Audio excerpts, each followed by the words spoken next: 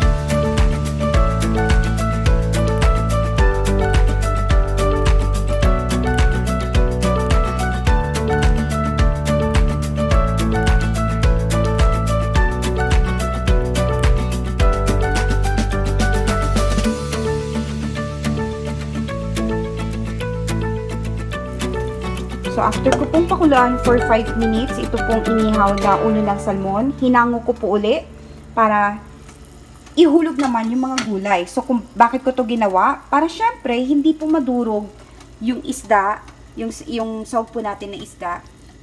At ipapaibabaw po uli natin yan kapag naluto na po yung lahat ng mga gulay. So, unahin ko pong ihulog ito pong labong. Pakukulon ko po ito for siguro 3 to 5 minutes. Pag medyo malambot na, tsaka ko po isusunod yung papaya.